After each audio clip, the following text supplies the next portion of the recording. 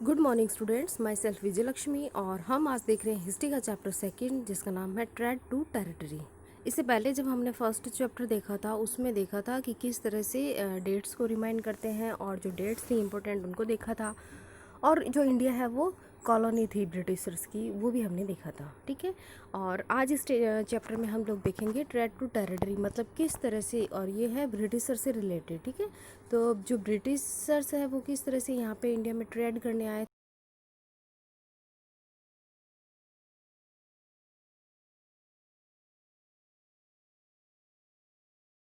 थे, राज किया था। ठीक है, हम भारत को गुलाम बना के और यहाँ पे अपना ही एडमिनिस्ट्रेशन चलाया था। और 1947 के अंदर 15 अगस्त 47 के अंदर जो है वो इंडिया है वो उसको आज़ादी मिली थी, फ्रीडम मिले था। ठीक है, तो ये हम लोग इस चैप्टर के अंदर डिटेल से देखेंगे कि किस तरह से अंग्रेज़ है वो एक छोटे से बेस के लिए आए थे कि किस तरह से व्यापार करना है, बिजनेस करना है, और उसके बाद धीरे धीरे वो पूरे के पूरे यहीं पे काबिज होके रह गए। तो क्या प्रोसेस रही थी इस पूरी टाइम पीरियड के अंदर कि किस तरह से वो यहाँ पे एस्टेब्लिश हो गए, कि उनको क्या क्या मतलब इनकी जो प्लानिंग थी क्या क्या थी, किस तरह से उन्होंने यहाँ पे अपना सेटलमेंट किया था, ये सारा का सारा हम इस चैप्टर में देखेंगे।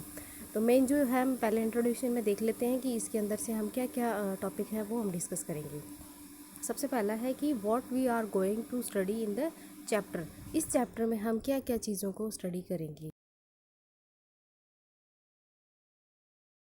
है वो ब्रिटिशर्स के आने से पहले कैसी थी। ठीक है, और हाउ डिड दे कैम, वो कैसे आए ट्रेड टू रूलर, मतलब जो ब्रिटिशर्स है वो इंडिया में कैसे आए, उसके बाद में उन्होंने ट्रेड करना शुरू किया और उसके बाद में वो किस तरह से रूलर बन गए। ये जो सारी जर्नी है वो इस चैप्टर के अंदर हम लोग देखेंगे।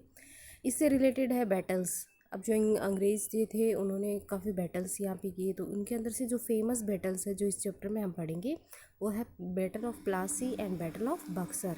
ठीक है, जिनका बहुत इंपॉर्टेंट रोल है कि जो ब्रिटिशर्स है उनको इंडिया में एस्टेब्लिश करने में।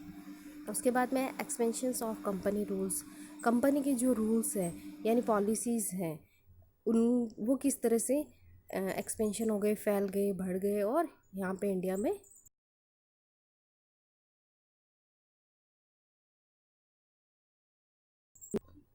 इसी के साथ में देखेंगे सब्सिडियरी अलायंस।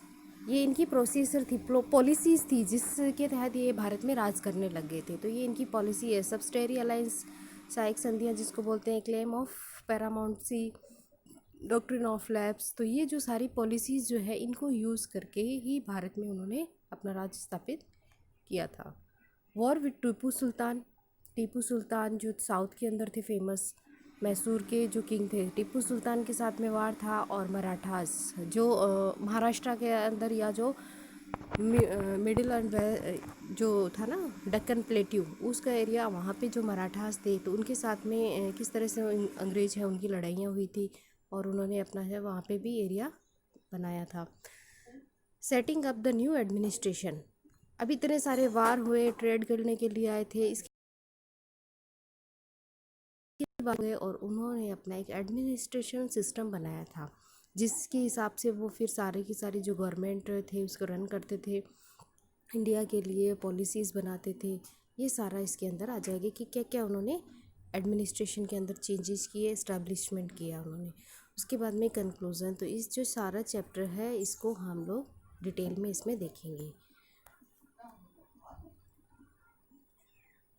तो सबसे पहले ये था, हम लोग थोड़ा सा इसको बेक की तरफ से लेते हैं क्योंकि जब इंडिया जो भारत जब आज़ाद हुआ था उस टाइम अंग्रेज़ थे। ठीक है, लेकिन उससे पहले के क्लासों में हमने जैसे लास्ट क्लासों में देखा था कि अंग्रेज़ जो थे, ब्रिटिशर्स आने से पहले इंडिया का जो शासन था वो कैसे चल रहा था। जैसे सबसे पहले हम एंसेंट हिस्ट्री के अंदर देखते हैं तो इंडिया के अंदर जो है वो राजाओं का राज था, किंग्स होते थे। किंग्स है वो अपनी सेना चलाते थे और पूरा जो एरिया होता था उसको एडमिनिस्ट्रेशन करते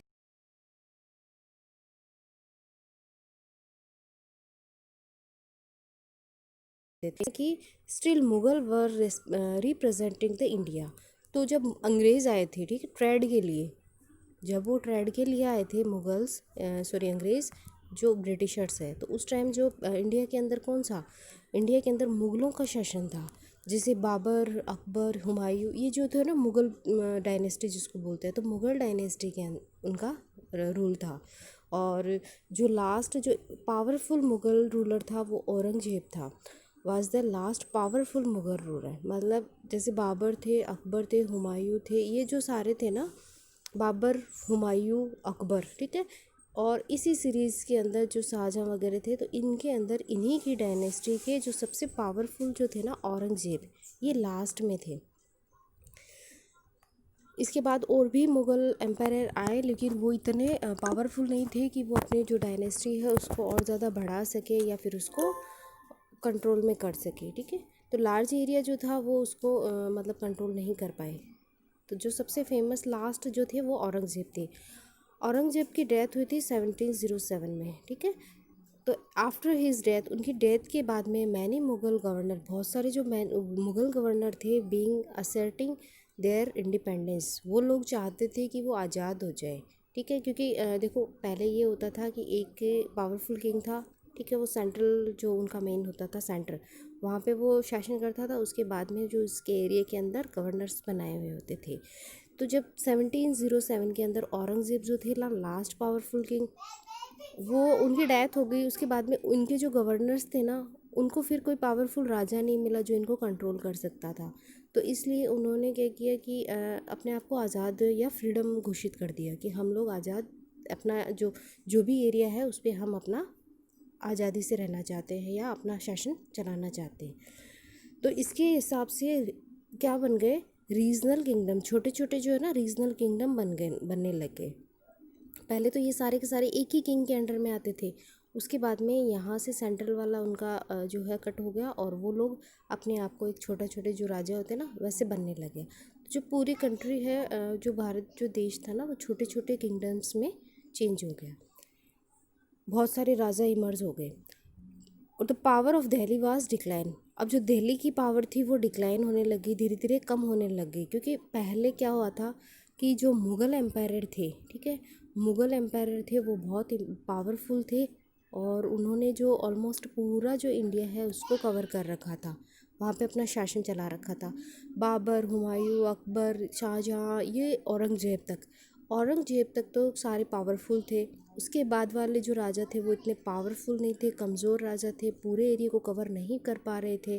तो उन्हीं के जो गवर्नर हैं उस टाइम, जो उनके सामंत या सूबेदार जिसको बोला जाता है, उन्होंने फिर अब जो छोटे छोटे एरिया उनको दिए हुए थे उनको वो अपने अंडर में करने लग गए, और उनको अपने ही मतलब शासन का हिस्सा बनाने लग गए।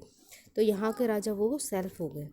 तो इससे जो दिल्ली पावर थी ना वो धीरे धीरे कम हो गई, क्योंकि दिल्ली की पावर फिर दिल्ली तक ही सीमित हो गई। पहले तो दिल्ली की जो पावर थी वो दिल्ली और प्लस इसके जो भी असिस्टेंट थे, सबऑर्डिनेट थे, वहाँ तक थी। उसके बाद में जब इन लोगों ने इनसे कट कर लिया तो दिल्ली है वो सिंपल रह गया, तो फिर दिल्ली की पावर दिल्ली तक ही रहेगी, ठीक है। एज ए रिज़ल्ट, और इसी रिज़ल्ट के according new power was in emerging over India. और ये जो सारी प्रोसेस चल रही थी, इसी टाइम पे एक जो इंडिया के अंदर नई पावर आने लगी, और वो थे ब्रिटिशर्स। औरंगज़ेब की जब डेथ हुई थी ना, तो उससे पहले अंग्रेज़ आ गए थे 1600 के अंदर। जो ईस्ट इंडिया कंपनी थी वो 1600 के अंदर आ गई थी भारत के अंदर, ठीक है। ईस्ट इंडिया कंपनी कम ईस्ट। अब ये ईस्ट इंडिया कंपनी क्या है, इसका नाम हमने सुना है, लास्ट क्लासों में भी सुना है, और हम इस चैप्टर में भी इसी के बारे में देखेंगे। तो ईस्ट इंडिया कंपनी ये क्या थी, एक ब्रिटिशर्स की कंपनी थी, ठीक है, और जो यहाँ पे ट्रेड करने के लिए आई थी इंडिया में सबसे पहले। What is the east India company? East India company क्या है? तो सिंपल सा इसका आंसर है ट्रेडिंग कंपनी है। ये आपके क्वेश्चन में सीधा का सीधा पूछा जा सकता है कि what is east India company, तो ट्रेडिंग कंपनी है, ठीक है, जो व्यापार करने के लिए आई थी इन 1600 के अंदर। Acquired acquired charter from queen Elizabeth first. England की जो है ना, इंग्लैंड के अंदर क्या होता था, मोनार्ची शासन होता था, उसके अंदर राजा महाराजा और मास्ट थी। क्वीन एलिजाबेथ फर्स्ट ने एक चार्टर उनको बना के दिया, चार्टर साइन करके दिया कि आप है वो ट्रेड करने के लिए जा सकते हो कहीं भी, ठीक है। तो ये चार्टर बनाया था इनके लिए। चार्टर क्या होता है, एक चार्टर होता है जैसे एक पेपर होता है साइन करा हुआ, ठीक है। तो ये जैसे पेपर टाइप में होता है परमिशन लेटर, ठीक है। तो इसके अकॉर्डिंग ये बिज़नेस करने या व्यापार करने के लिए दूसरी जगह जा सकते थे। तो ईस्ट इंडिया जो कंपनी है उसको 1600 के अंदर ये चार्टर मिल गया था।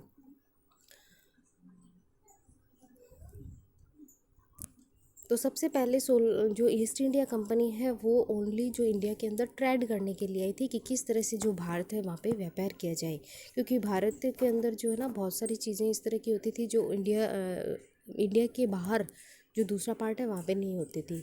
तो वो लोग यहाँ से उन चीज़ों को ले जाना चाहते थे। गोट ए सोल राइट।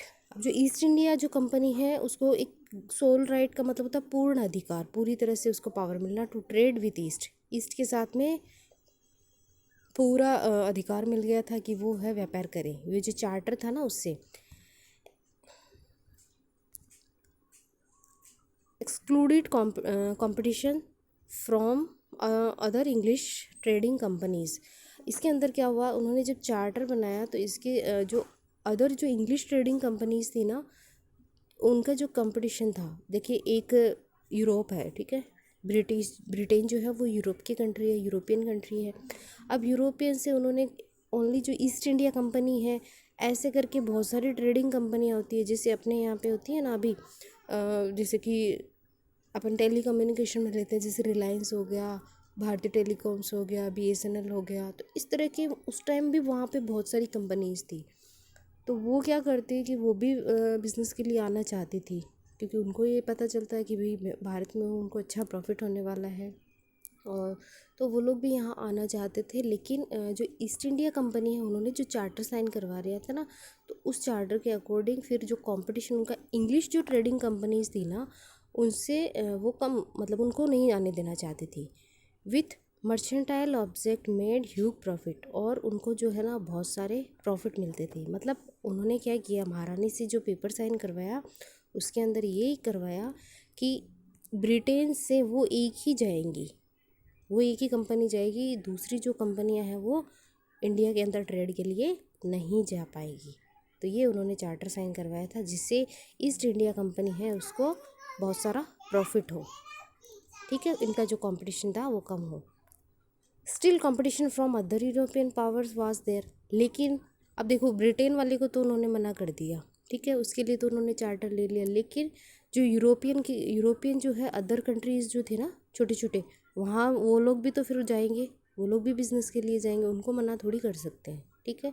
तो इसके लिए still competition from other European powers के साथ उनका जो था, जो जिसके अंदर पोर्तुगी यानी पुर्तगाल की कंपनियां थी, फ्रेंच एंड डचेस, ये छोटे छोटे यूरोपियन कंट्रीज़ हैं जिनके साथ में भी इनका कंपटीशन था, क्योंकि ये जो कंपनियां थी ये भी भारत के अंदर ट्रेड करने के लिए या अदर पर्पज़ से आई हुई थी।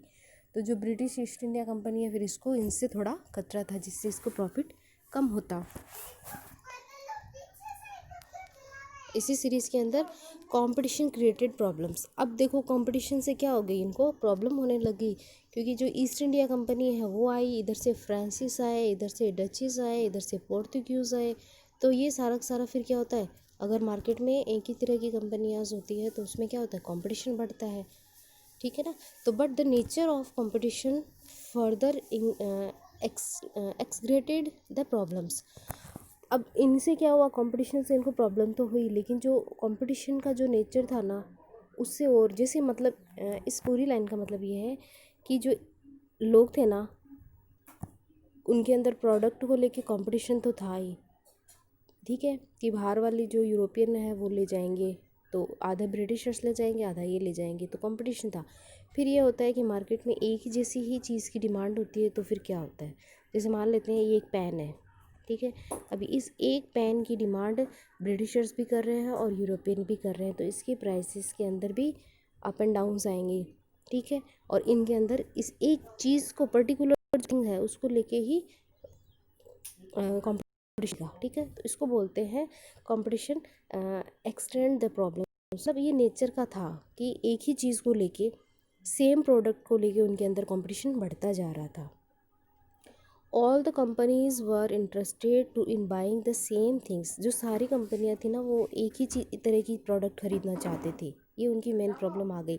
फिर उससे क्या हो गया, दोनों कंपनीज है उनके अंदर कंपटीशन बढ़ गया, और जो चीज़ें थी सेम थिंग्स थे ना, तो जो सेम थिंग्स थी उनको लेके कंपटीशन बढ़ने लग गया। ठीक है, एक ही चीज़ जब मार्केट में होती है ना, तो उसकी प्राइस को लेके फिर बहुत सारी कंपटीशन आ जाते हैं कि सब लोग एक ही चीज़ को डिमांड कर रहे हैं।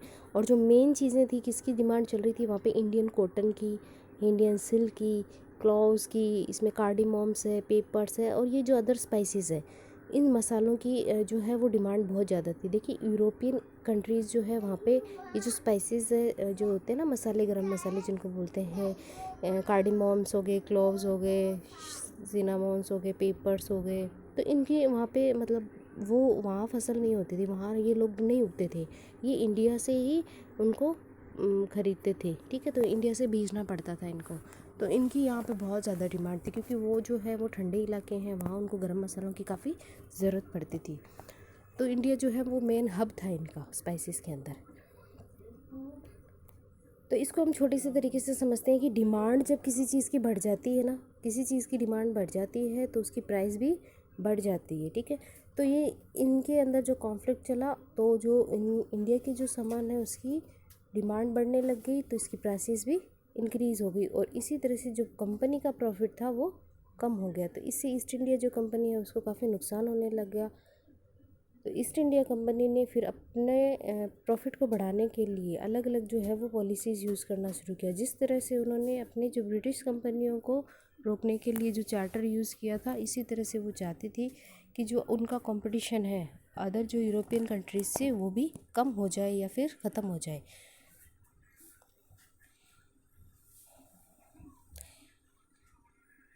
तो इसीलिए उन्होंने अलग अलग जो है वो पॉलिसीज़ यूज़ की।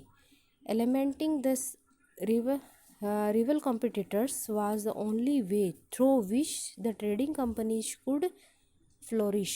तो इसके लिए फिर उन्होंने क्या सोचा कि जो भी उनका कंपटीशन है, जो भी उनके कंपटीटर है, उनको वो किस तरीके से कम कर सकती है या हटा सकती है, इसके लिए उन्होंने अलग अलग जो तरीके हैं वो सोचे, और which the trading companies could flourish, और जो ट्रेडिंग कंपनियां हैं जहाँ फ्लोरिश कर रही थी, बढ़ रही थी, तो उनको है वो रोक सके, जिससे उनका कंपटीशन कम हो जाए।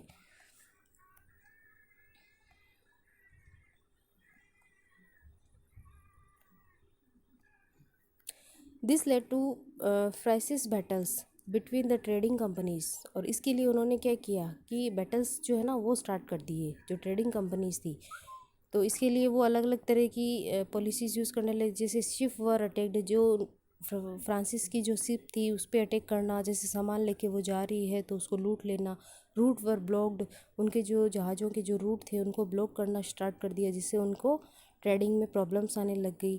Trade were carried on their arms, और वो फिर ट्रेड के साथ में जो है ना आर्म्स का भी यूज़ करने लगे, जैसे समुद्र के अंदर जब उनका सामान जाता था तो उसको लूट लेते थे वो लोग और आगे जाने नहीं देते थे, जिससे फिर जो नए लोग हैं वो ट्रेडिंग के लिए आने में डरते थे। तो इनसे जो उनकी कंपटीशन है वो कम करने के लिए उन्होंने काफ़ी सारे प्रयास किए।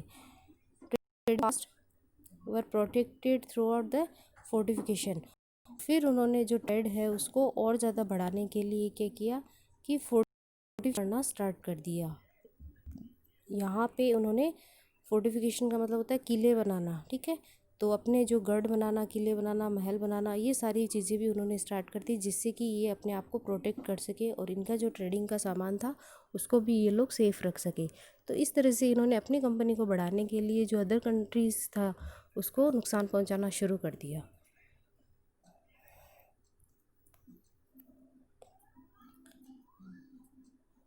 But this fortification created with the local rulers, और ये जो फोर्टिफिकेशन था ये इससे जो लोकल रूलर्स थे इंडिया के उनको प्रॉब्लम होने लग गई, क्योंकि ये सिर्फ ट्रेड के लिए आए थे और उसके बाद में इन्होंने है जो अपना घर बनाना शुरू कर दिया था अपने लिए, जो है वो स्टोर वगैरह बनाने शुरू कर दिए थे, महल बनाने शुरू कर दिए थे, तो यहाँ के जो लोकल रूलर थे फिर उनको प्रॉब्लम होने लग गई थी। तो यहाँ तक समझ में आ गया हो गया, बाकी हम नेक्स्ट क्लास में पढ़ेंगे।